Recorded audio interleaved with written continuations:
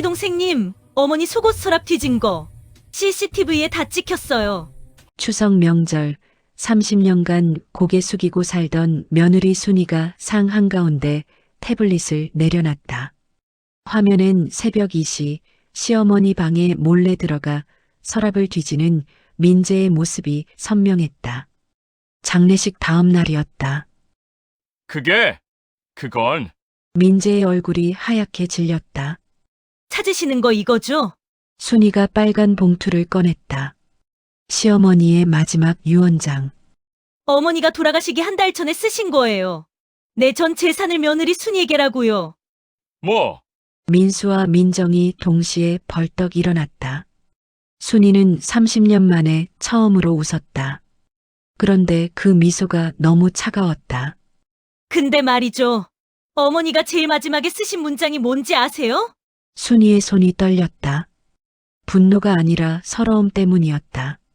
순이야, 내 남편을 조심해.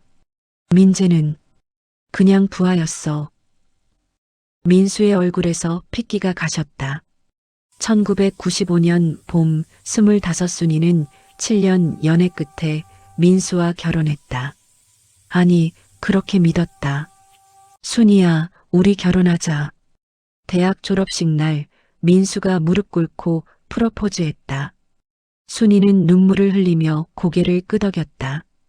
주변 사람들이 박수를 쳤다. 그런데 이상한 점이 하나 있었다. 순이야, 결혼식 비용은 내가 좀 부담해 줄 수 있어? 우리 집이 지금 좀 어려워서. 응, 그래. 괜찮아. 순이는 2년간 모은 전세자금 3천만 원을 결혼 비용으로 냈다. 1995년 당시 젊은 여성이 모으기 힘든 거금이었다. 고마워, 순이야. 내가 평생 잘할게. 민수는 순이의 손을 꼭 잡았다. 순이는 행복했다. 결혼식 날 시어머니 박영자는 차가웠다. 며느리, 우리 집안 규칙은 엄격해요. 아침 6시 기상 시어머니보다 늦게 일어나면 안 돼요. 네, 어머니. 김치는 일주일에 한 번씩 담가야 하고 마루는 하루 3번 닦아요. 네. 그리고 우리 집은 며느리가 돈 관리 안 해요. 다 시어머니가 해요. 순이는 고개를 끄덕였다. 시집살이가 좀 센가 보다 정도로만 생각했다. 그런데 신혼 첫날 밤 더 이상한 일이 벌어졌다. 여보, 엄마가 우리 통장 달래. 뭐? 우리 월급 통장? 엄마가 관리하신대. 우리 집이 원래 그래. 그건 좀. 순이야, 제발. 엄마 기분 상하면 안 돼. 엄마가 심장이 안 좋으셔. 순이는 결국 통장을 넘겼다. 자기 월급 120만 원, 남편 월급 180만 원 모두. 한 달에 50만 원씩 용돈 줄게요. 그걸로 생활해요. 시어머니의 차가운 목소리. 신혼부부 둘이 50만 원으로 생활하라고? 1995년에도 빠듯한 금액이었다. 어머니, 그건 너무. 싫으면 나가요. 우리 아들 데리고. 순이는 입을 다물었다. 완벽한 형제, 민재의 등장. 결혼 3개월 차 순이는 시동생 민재를 처음 만났다. 형수님, 처음 뵙겠습니다. 의대본과 2학년 이민재입니다. 21살 민재는 예의 바르고 잘생겼다. 순이는 시댁에도 좋은 사람이 있네 싶었다. 형수님, 무거우시죠? 제가 들게요. 형수님, 이거 제가 설거지할게요. 어머니, 형수님 힘들어 보이는데 좀 쉬게 해주시면 안 돼요? 민재는 언제나 순이 편을 들었다. 시어머니가 며느리를 구박하면 중간에서 말렸고 무거운 짐이 있으면 대신 들어줬다. 민재는 정말 착하다. 형수님, 복 많으시네요. 시누이 민정도 그렇게 말했다. 순이도 그렇게 믿었다. 민재는 다르구나. 이 집에서 유일하게 날 이해해주는 사람이야. 그런데 어느 날 순이는 이상한 장면을 목격했다. 새벽 5시 화장실 가려다 거실을 지나가는데 민재와 민수가 속삭이고 있었다. 형, 계획대로 되고 있어? 응. 엄마가 완전히 믿어. 형수는? 의심 일도 안 해. 순진해서 다행이야. 무슨 소리지? 순이는 숨을 죽이고 들었다. 형, 그러면 5년 안에 엄마 재산 정리 가능하겠네? 당연하지. 형수 월급도 계속 엄마한테 가고 있으니까 우리는 그냥 기다리기만 하면 돼. 순이의 심장이 쿵쾅거렸다. 형수가 알면? 알 리 없어. 쟤는 사랑이라고 믿고 있어. 바보같이. 두 형제가 낮게 웃었다. 순이는 그 자리에 얼어붙었다. 손발이 차가워졌다. 이게 무슨 소리지? 나를 이용한 거야? 다음 날 순이는 민수에게 물었다. 여보, 우리 통장 좀 돌려받을 수 없어? 아기 생기면 돈 필요할 것 같아서. 야, 갑자기 왜 그래? 엄마한테 말씀드려봐. 아니, 우리 돈인데 왜 엄마 허락을 받아? 순이가 처음으로 목소리를 높였다. 민수의 표정이 싸늘하게 굳었다. 순이야, 너 지금 시어머니한테 대들 거야? 대드는 게 아니라. 그럼 이혼할래? 하던가. 뭐? 너 같은 여자 널렸어. 내가 왜 너랑 결혼했는지 알아? 민수가 비웃었다. 내가 돈이 있었으니까. 내가 순진해서 속이기 쉬웠으니까. 그리고 엄마 심부름 잘 들을 것 같았으니까. 순이는 그 순간 모든 게 무너지는 걸 느꼈다.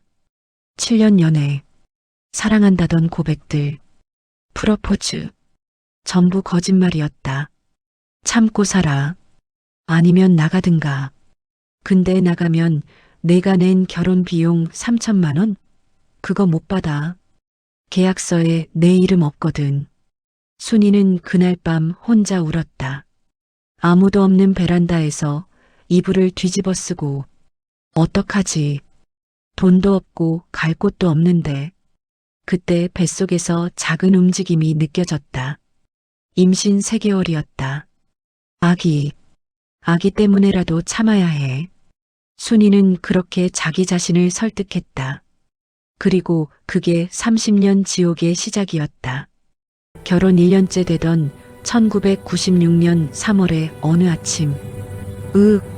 시어머니가 식탁에서 갑자기 쓰러졌다. 어머니. 순이가 119에 전화를 걸었다. 손이 너무 떨려서 번호를 2번이나 잘못 눌렀다. 병원 진단 뇌졸중. 오른쪽 반신마비. 보호자분, 환자가 평소에 스트레스를 많이 받으셨나요? 잘 모르겠는데요. 뇌졸중은 갑자기 오지 않습니다. 지속적인 스트레스, 혈압관리 실패, 이런 것들이 누적되면 의사의 말이 채 끝나기도 전에 이게 다 내 때문이야. 신우이 민정이 순이의 멱살을 잡았다. 내가 엄마를 얼마나 괴롭혔으면 엄마가 쓰러져. 언니, 저는 닥쳐. 내가 매일 밤 한숨 쉬고 짜증내고 엄마 앞에서 우는 소리 다 들렸어. 저는 그런 적 없어요. 거짓말하지 마. 민재가 다 봤대. 순이가 민재를 쳐다봤다. 민재는 고개를 숙이고 있었다. 형수님, 죄송하지만 저도 몇 번 봤어요. 형수님이 어머니 앞에서 한숨 쉬시는 거. 민재야, 너마저. 형수님, 어머니가 편찮으신데 제가 거짓말할 수 없잖아요. 민재의 목소리는 떨렸다. 마치 정말로 괴로워하는 것처럼.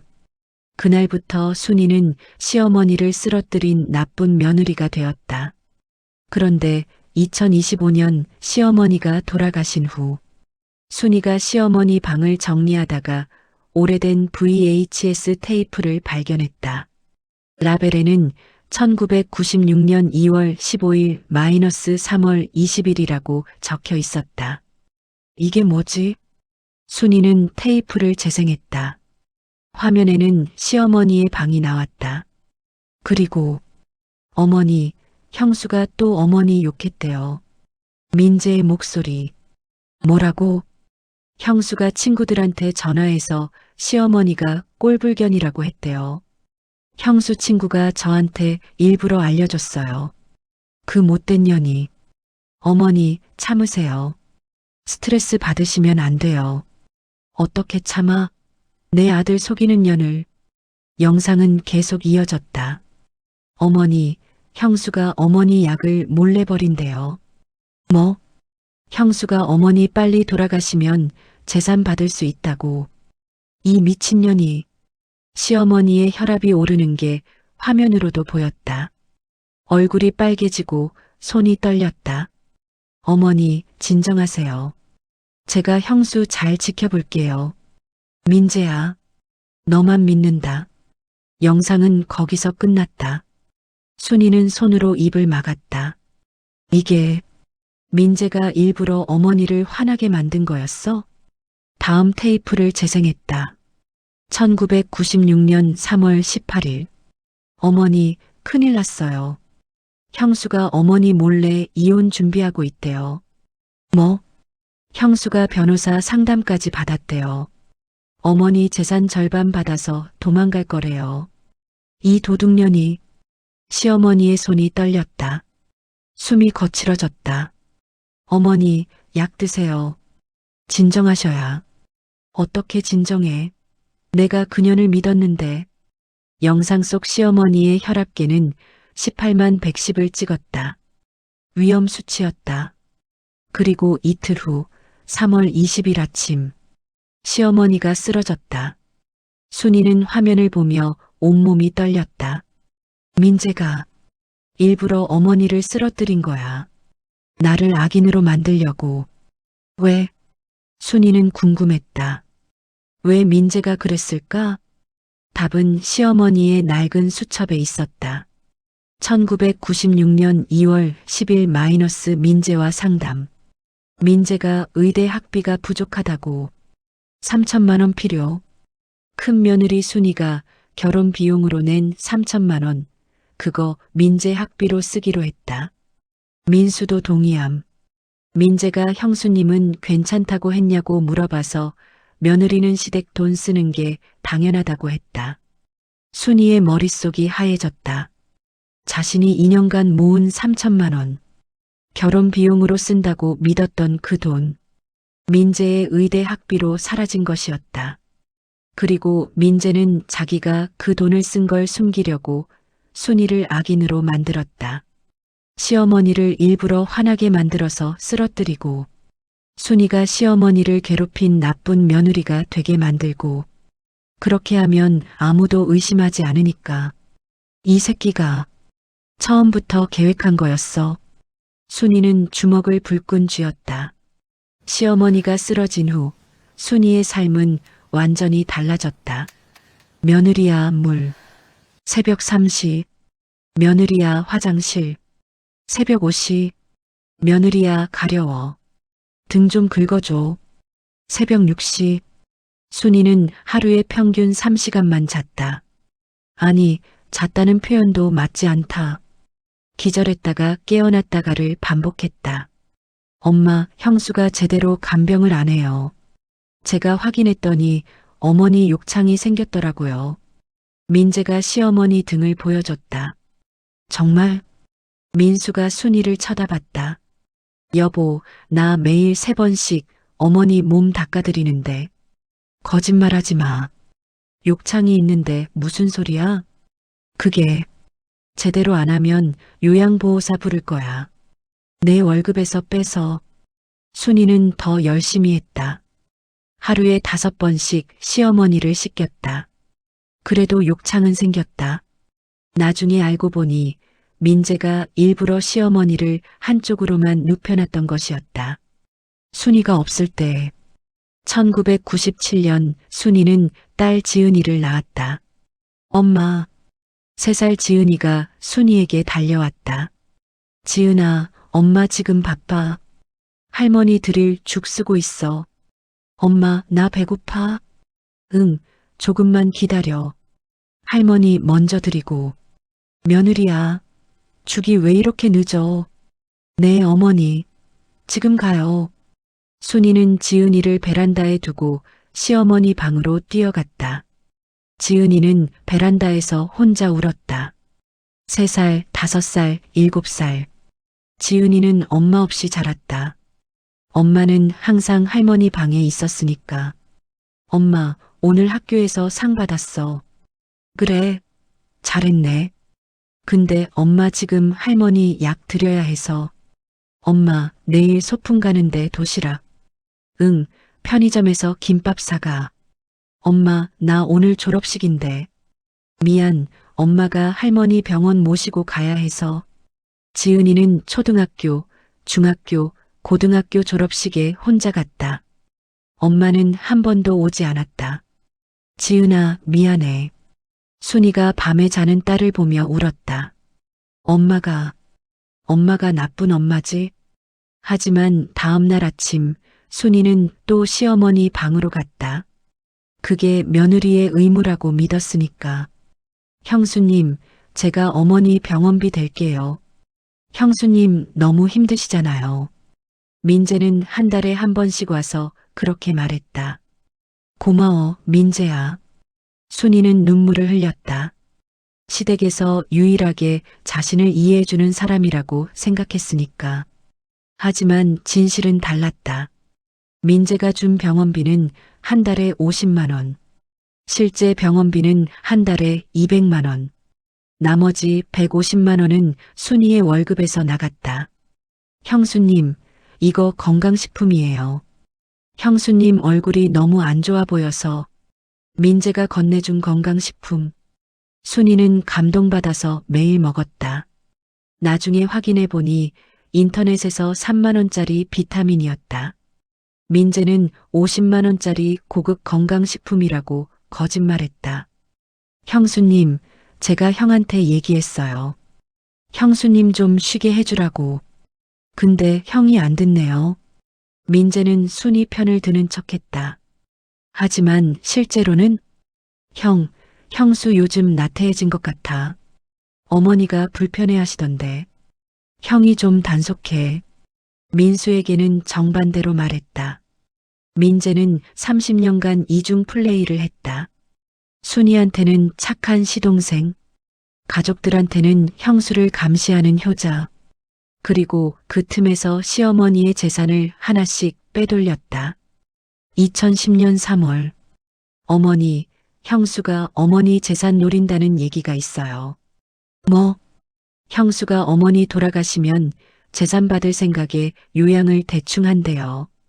그 도둑년이. 어머니, 제 명의로 아파트 옮겨 놓으시는 게 어때요? 형수가 손 못 대게. 그래야겠구나. 시어머니 명의 강남 아파트 시세 10억 민재 명의로 5억에 매매. 계약서상 5억을 주고받았지만 실제로는 한 푼도 오가지 않았다. 어머니, 이건 그냥 명의만 바꾸는 거예요. 어머니 돈은 제가 따로 관리해 드릴게요. 시어머니는 믿었다. 그리고 그 돈은 영원히 돌아오지 않았다. 2015년 7월, 시어머니 명의 상가 시세 3억 민재 명의로 이전. 형수가 어머니 상가 팔아서 도망갈 거래요. 또 같은 수법이었다. 2020년 1월, 시어머니 예금 5억 민재 계좌로 이체. 어머니, 요즘 사기꾼들이 많아요. 제 계좌에 옮겨드릴게요. 15년간 민재는 시어머니의 재산 총 18억을 자기 명의로 빼돌렸다. 그리고 순이는 아무것도 몰랐다. 아니, 알 수가 없었다. 시어머니 간병하느라 정신이 없었으니까. 2025년 9월, 시어머니가 병원에 입원했다. 의사는 길어야 한 달이라고 했다. 어머니, 제가 매일 올게요. 민재가 시어머니 손을 잡았다. 고맙다, 민재야. 시어머니는 웃었다. 하지만 그날 밤, 순이가 간병하러 왔을 때 시어머니가 갑자기 손을 잡았다. 며느리야. 네, 어머니. 서랍. 제일 아래 서랍 열어봐. 네. 빨리. 순이는 병실 서랍을 열었다. 거기엔 봉투 하나가 있었다. 이거 읽어봐. 그리고 나 죽으면 경찰한테 어머니 무슨 말씀을 미안해. 내가 너무 늦었어. 시어머니의 눈에서 눈물이 흘렀다. 나 바보였어. 민재한테 속았어. 어머니, 너 잘못 없었어. 다 민재랑 민수가 짠 거였어. 순이는 봉투를 열었다. 그 안에는 시어머니가 떨리는 손으로 쓴 편지가 있었다. 2025년 9월 15일. 나 박영자는 정신이 온전한 상태에서 이 글을 쓴다. 나는 30년간 며느리 순이를 학대했다.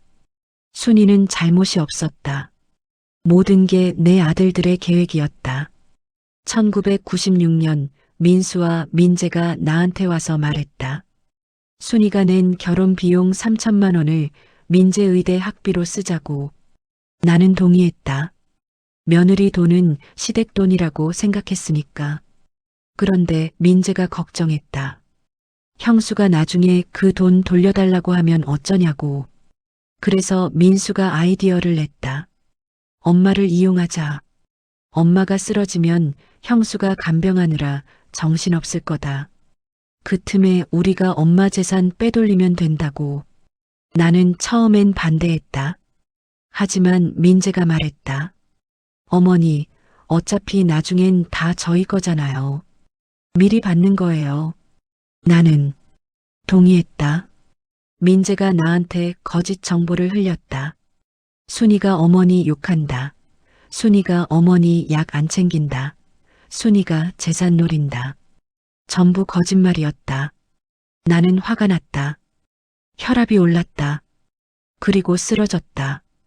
그게 계획이었다. 민재는 의대생이었다. 어떻게 하면 사람이 뇌졸중에 걸리는지 알았다. 스트레스, 혈압, 약 조절. 내가 쓰러진 건 우연이 아니었다. 그리고 30년간 순이는 나를 간병했다. 하루 3시간도 못 자면서 자기 인생을 다 갈아 넣으면서 그 사이 민수와 민재는 내 재산을 빼돌렸다. 나는 알았다. 2010년부터 알았다. 하지만 늦었다.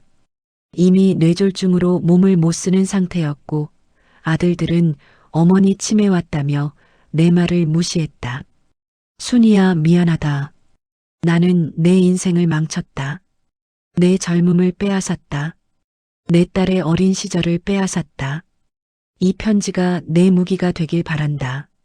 아들들을 용서하지 마라. 저들은 악마다.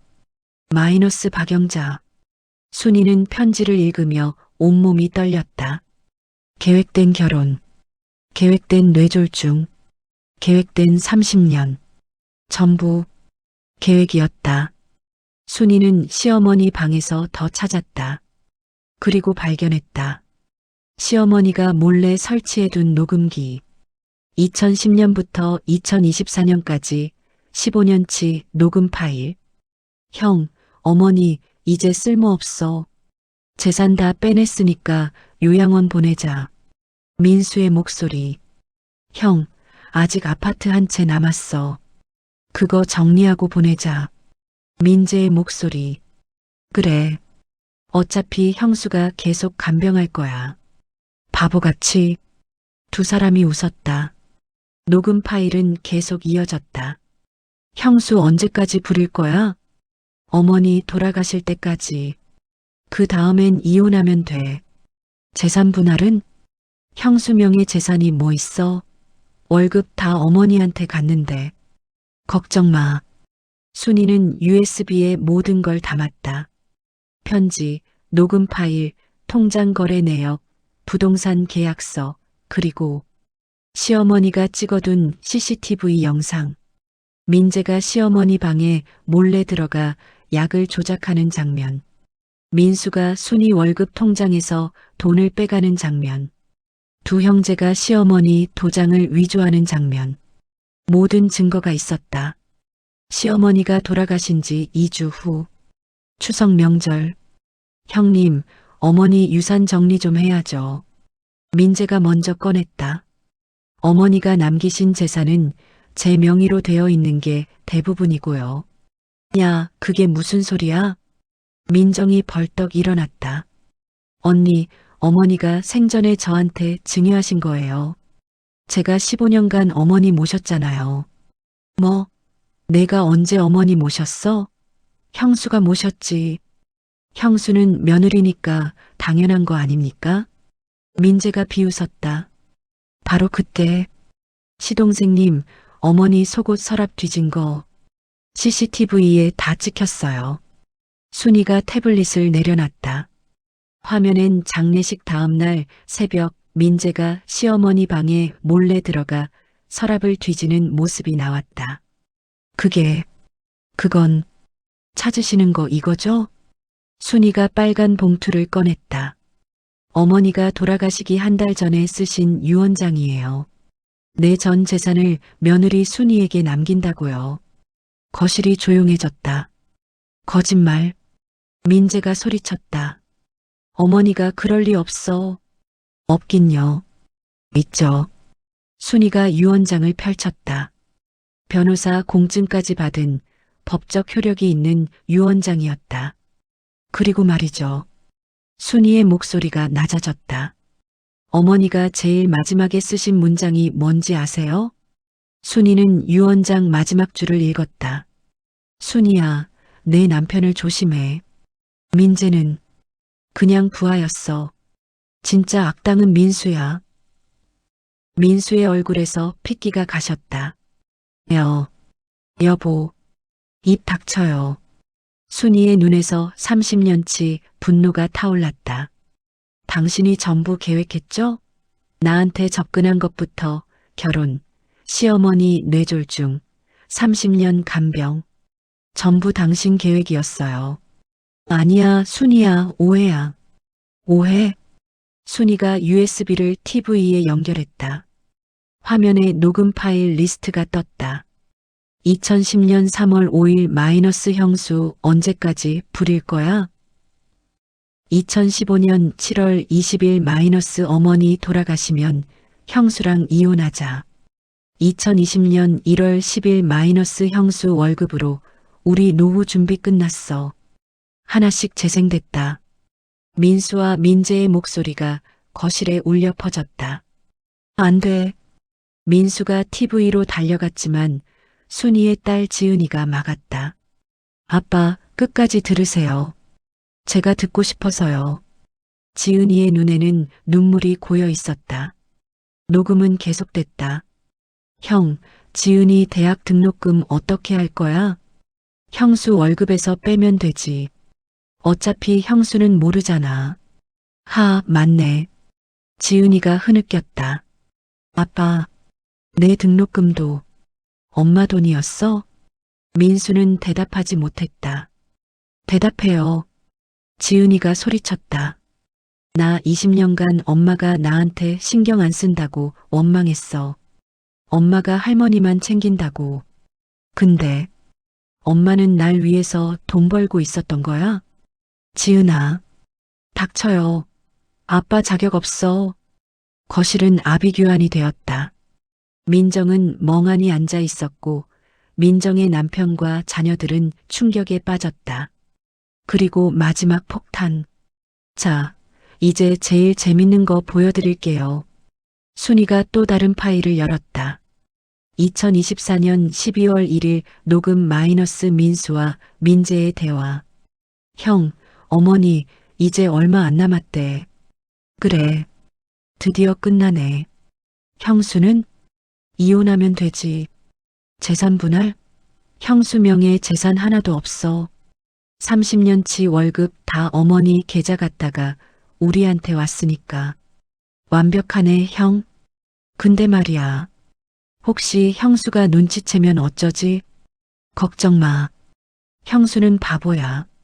30년간 속았는데 이제 와서 뭘 알겠어. 두 사람이 웃는 소리. 순이는 재생을 멈췄다. 바보래요. 제가. 순이가 민수를 똑바로 쳐다봤다. 맞아요. 저 바보였어요. 30년간 당신을 사랑한다고 믿었으니까. 근데 이제 알았어요. 순이는 서류 뭉치를 민수 앞에 던졌다. 이혼 소송, 사기 및 횡령 고소, 재산 환수 청구. 변호사 선임 끝났어요. 순이야, 제발. 그리고 이건. 순이가 마지막 서류를 꺼냈다. 어머니가 생전에 쓰신 진술서. 민수와 민재가 30년간 순이를 사기쳤다는 내용. 공증인 2명이 입회했고요. 그런 게 어디 있어. 민재가 소리쳤다. 있죠. 어머니가 돌아가시기 2주 전 의식이 또렷할 때 쓰셨어요. 담당 의사, 간호사, 공증인 모두 증인이에요. 순이는 서류를 읽었다. 나 박영자는 증언한다. 내 아들 이민수와 이민재는 30년간 며느리 이순이를 사기쳤다. 순이의 재산 총 8억 2천만 원을 편취했다. 결혼 비용 3천만 원, 월급 30년치 약 5억 상여금 및 퇴직금 2억 9천만 원. 나는 이들의 범죄에 가담했고 이제 참회한다. 순이에게 모든 것을 돌려줘야 한다. 민수가 바닥에 주저앉았다. 끝났어. 네, 끝났어요. 당신 인생. 순이는 냉정하게 말했다. 경찰 오기 전에 할 말 있으면 하세요. 딱 5분 드릴게요. 3개월 후 2026년 1월 서울중앙지방법원. 피고인 이민수, 이민재는 30년간 계획적으로 피해자를 기망하여 총 8억 2천만 원을 편취하고 추가로 피해자 시어머니 박영자의 재산 18억을 횡령했습니다. 검사의 논고. 이는 대한민국 사기 범죄 역사상 가장 치밀하고 잔인한 범죄입니다. 30년간 한 가정을 파괴하고 한 여성의 인생을 갈아 넣었습니다. 피고인들은 심지어 피해자의 친모인 박영자까지 이용했습니다. 박영자의 뇌졸중은 우연이 아니었습니다. 의학적 지식을 가진 피고인 이민재가 계획적으로 스트레스를 유발해 발병시켰습니다. 방청석에서 웅성거림이 일었다. 검사 측은 피고인 이민수에게 징역 12년, 이민재에게 징역 15년을 구형합니다. 그리고 피해자 이순이에게 총 26억 2천만 원의 배상을 명령할 것을 요청합니다. 변호인이 일어났다. 재판장님, 피고인들은 깊이 반성하고 있습니다. 반성? 순이가 방청석에서 일어났다. 재판장님, 제가 한 말씀만 드려도 될까요? 재판장이 고개를 끄덕였다. 순이는 증인석으로 걸어갔다. 저는 30년간 저 사람들을 사랑했습니다. 남편을 사랑했고 시어머니를 정성껏 모셨고 시동생을 친동생처럼 믿었습니다. 순이의 목소리가 떨렸다. 제 20대는 시어머니 간병으로 갔습니다. 30대는 통장 없이 용돈 받았으며 살았습니다. 40대는 딸 얼굴 제대로 못 보며 일했습니다. 50대는 시어머니 임종 간병으로 갔습니다.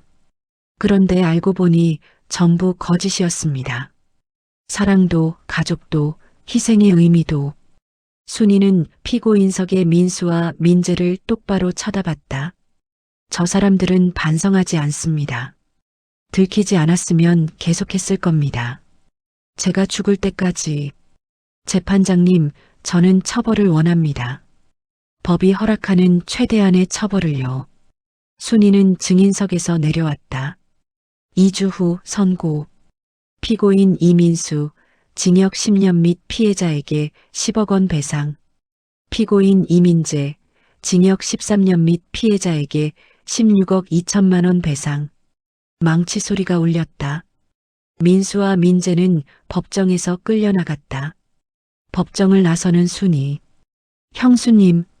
신우이 민정이 달려왔다. 형수님, 저도 고소할 거예요. 뭐? 제 남편이요. 저한테도 똑같이 했어요. 민정이 서류를 꺼냈다. 20년간 제 월급 다 가져가서 주식 투자했대요. 다 날렸고요. 그리고 제 명의로 빚 3억 만들어놨어요. 순이는 민정을 바라봤다. 형수님, 저도 바보였어요. 형수님 보면서도 몰랐어요. 아니, 모른 척 했어요. 민정이 눈물을 흘렸다. 형수님이 힘들게 사는 거 보면서 저건 나랑 다른 인생이라고 생각했어요. 근데 저도 똑같았어요. 언니, 형수님, 저 좀 도와주실 수 있어요? 변호사 누구 썼는지. 저도 싸우고 싶어요. 순이는 잠시 망설였다. 30년간 자신을 무시했던 신우이. 명절 때만 와서 트집 잡던 신우이. 하지만 순이는 고개를 끄덕였다. 언니, 제 변호사 소개해 드릴게요. 그리고 순이가 민정의 손을 잡았다. 같이 싸워요. 우리 두 여자는 처음으로 진짜 가족이 되었다. 6개월 후, 엄마, 나 사법시험 붙었어. 딸 지은이가 전화를 걸어왔다. 정말? 응, 나 변호사 될 거야. 엄마 같은 피해자들 도와주는 변호사. 순이는 눈물을 흘렸다. 지은아, 고생했어. 아니야, 엄마. 엄마가 고생했지. 나는 이제 시작이야. 지은이는 변호사가 된 후 순이 법률사무소를 차렸다. 엄마 이름을 딴 사무소. 가정사기 피해자 전문 변호사. 간판이 걸렸다. 첫 의뢰인은 60대 여성이었다. 변호사님, 저도 며느리인데요. 40년간 시어머니 모셨는데 알고 보니 제 돈을 남편이. 괜찮아요. 제가 도와드릴게요. 지은이는 엄마가 그랬던 것처럼 의뢰인의 손을 꼭 잡았다. 1년 만에 의뢰인 200명. 그중 80%가 승소. 언론에서는 지은을 며느리들의 수호천사라고 불렀다. 2027년 순이는 58세가 되었다. 이혼 성립. 재산 분할로 12억. 배상금으로 26억. 총 38억을 받았다. 엄마, 이제 뭐 하고 싶어? 지은이가 물었다. 나는. 순이는 창밖을 바라봤다. 살고 싶어? 진짜로. 순이는 작은 책방을 차렸다. 순이의 서재. 중고책과 커피를 파는 작은 책방. 그런데 이 책방에는 특별한 코너가 있었다. 며느리들의 이야기. 전국의 며느리들이 보낸 사연들을 벽에 붙여놨다. 30년간 시어머니 모셨는데 유산은 시동생이 다 가져갔어요. 남편이 제 월급을 20년간 가져가서 도박했어요. 시댁빚 5억을 제 명의로 떠안았어요. 수백 개의 사연. 그리고 그 옆에는 해결 스티커가 붙은 사연들. 순이님 덕분에 용기 내서 고소했어요. 이겼어요.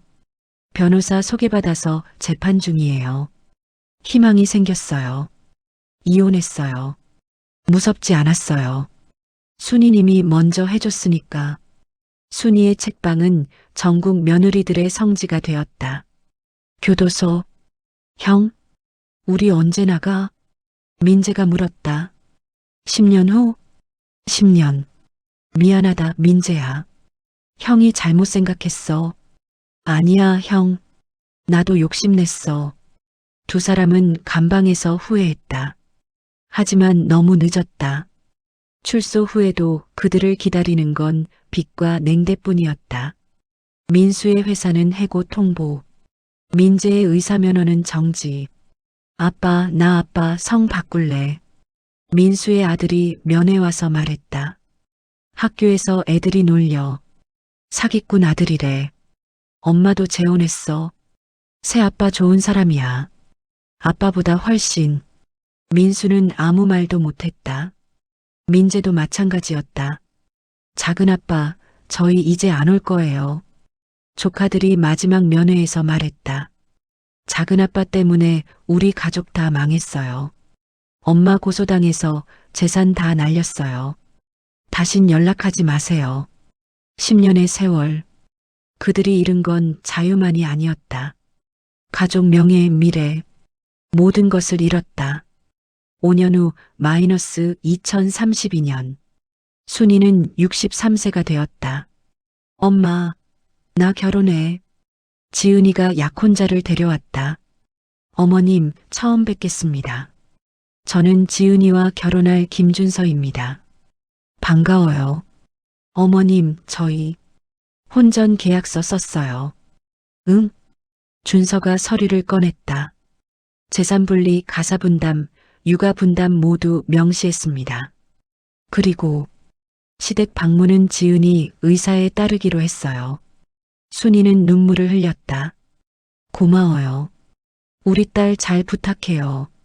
어머님, 지은이 덕분에 제가 많이 배웠어요. 결혼은 사랑이지만 동시에 계약이기도 하다는 걸요. 지은이가 엄마를 안았다. 엄마, 나는 엄마처럼 안 살 거야. 엄마가 보여준 용기 덕분에. 그래, 그렇게 살아. 2033년 어느 날, 책방에 한 남자가 찾아왔다. 60대 중반, 수척한 얼굴. 순이 씨, 민재였다.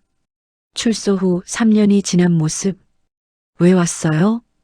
미안하다고 말하러 왔어요. 돌아가세요. 순이 씨, 나 다 잃었어요.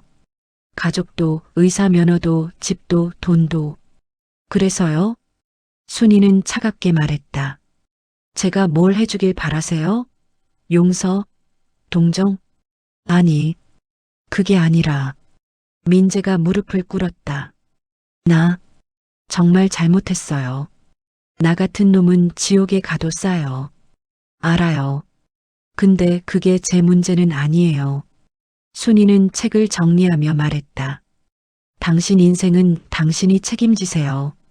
저는 이제 제 인생 살 거예요. 순이 씨, 돌아가세요. 다시는 오지 마시고요. 민재는 일어나 돌아섰다. 그 뒷모습을 보며 순이는 생각했다. 복수는 끝났어. 이제 진짜 내 인생이야. 2035년. 순이는 65세 생일을 맞았다. 책방에는 전국에서 온 손님들로 가득했다. 순이 선생님, 덕분에 제 인생 되찾았어요. 선생님, 제 딸도 선생님처럼 용기 내서 이혼했어요. 선생님, 자서전 읽고 울었어요. 순이는 자서전 며느리의 30년 전쟁을 출간했고 베스트셀러 1위를 기록했다. 인쇄만 5억. 그 돈으로 며느리 보호재단을 설립했다. 가정폭력, 경제적 학대, 정서적 학대를 받는 며느리들을 지원하는 재단. 엄마, 자랑스러워. 딸 지은이 엄마 옆에 앉았다. 지은아, 엄마가 지은이한테 미안해. 왜? 어릴 때 같이 못 놀아줘서. 엄마. 지은이가 엄마 손을 잡았다. 엄마가 그때 참았으니까 나한테 용기를 준 거야. 엄마가 끝까지 싸웠으니까 나도 변호사가 된 거야. 엄마는 영웅이야. 내 영웅. 순이는 눈물을 흘렸다. 생일 파티가 끝나고 순이는 혼자 책방 옥상에 올라갔다. 서울 야경이 보였다. 30년. 길었지. 하지만 후회는 없었다. 그 30년이 있었기에 지금의 순이가 있었으니까.